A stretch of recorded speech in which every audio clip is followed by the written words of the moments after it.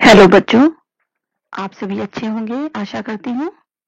और अभी कोरोना का समय चल ही रहा है, इसलिए आप सभी अपना ध्यान रखेंगे।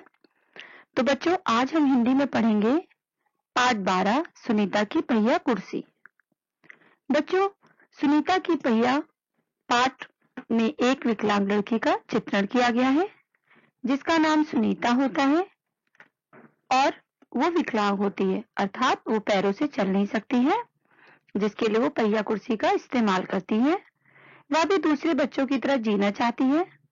तो चलिए हम पढ़ते हैं सुनीता के बारे में कि किस तरह से वह अपने दिनचर्या के कामों को करती है और अपनी जिंदगी में, अपने व्यवहार में वो किस तरह है और उसकी इच्छा शक्ति कितनी प्रबल है।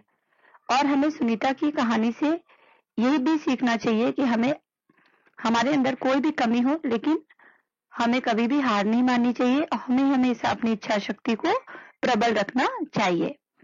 तो चलते हैं अपने पाठ की तरफ। सुनीता सुबह 7 बजे सोकर उठी। कुछ देर तो वह अपने बिस्तर पर बैठी ही रही। वह सोच रही थी कि आज उसे क्या-क्या काम करने हैं। उसे याद आया कि आज तो बाजार जाना है। सोचते ही उसकी आंखों में चमक आ गई। आंखों में चमक आना मतलब खुशी की चमक। जैसे आपको पता चलता है ना कि बच्चों आज पापा भी बोलते हैं ना कि आज हम घूमने जाएंगे, तो आप लोग भी खुश हो जाते हैं ना। इसी तरह से उसे भी पता चला कि आज तो उसे बाजार जाने का मौका मिलेगा, तो उसकी आंखों में भी खुशी की चमक आ गई। सुनीता आज पहली बार अकेले बाजार जाने वाली थी। उसने अपनी टांगों को हाथ से पकड़कर खींचा और उन्हें पलंग से नीचे की ओर लटकाया। फिर पलंग का सहारा लेती हुई अपनी पहिया कुर्सी तक बढ़ी। सुनीता चलने फिरने के लिए पहिया कुर्सी की मदद लेती थी।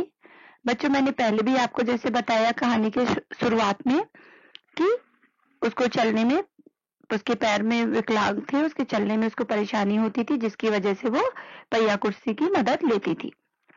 आज वह सभी काम फुर्ती से निपटाना चाहती थी।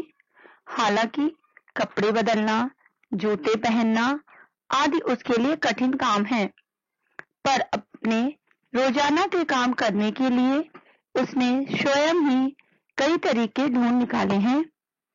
8 बजे तक सुनीता नहा धोकर तैयार हो गई। तो आपने देखा बच्चों कि सुनीता को आज बाजार जाने का मौका मिल रहा था अकेले, इसलिए वो बहुत खुश थी। और चूंकि वो पहिया कुर्सी की मदद से ही सब जगह चलती फिरती थी, उसके लिए कुछ काम बहुत कठिन थे बच्चों, क्योंकि वो चल नहीं पाती थी, उसके पैर खराब थे। तो जैसे कपड़े बदलना, जूते पहनना, ये सब काम करना उसके लिए बहुत कठिन होता था। लेकिन फिर भी वो इतनी इच्छा शक्ति की इतनी तेज थी कि उसने अपनी हिम्मत नहीं हारी और वो अपने रोज के जो काम होते हैं उनको करने के लिए उसने स्वयं ही कुछ ना कुछ उपाय निकाल रखे थे। माँ ने मेज पर नाश्ता लगा दिया था। माँ, अचार की बोतल पकड़ाना, सुनीता ने कहा। अलमारी में रखी है, ले लो, माँ ने रसोई घर से जवाब दिया।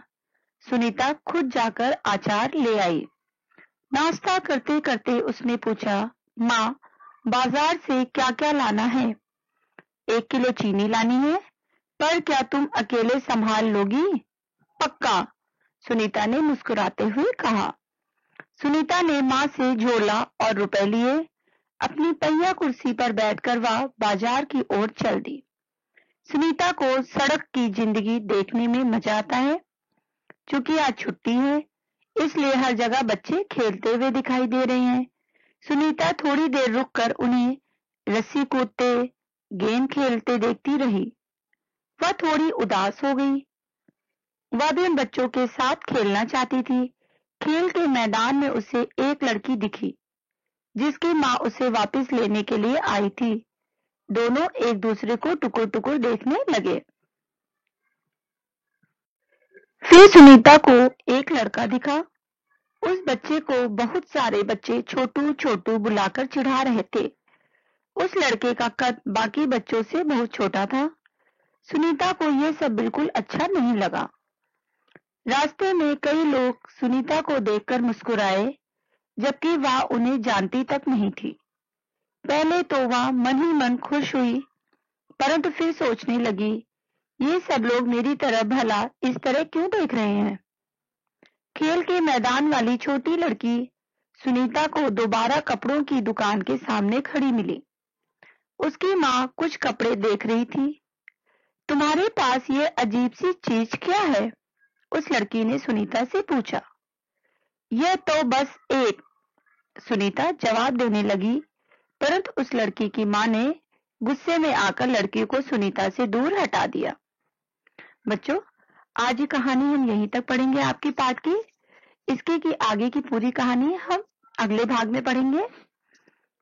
और आज आपका गृह कार्य है, इसके साथ कुछ कठिन शब्द दिए गए हैं जो आपके पाठ में आए हुए हैं, उन्हें आपको गृह कार्य में करना है।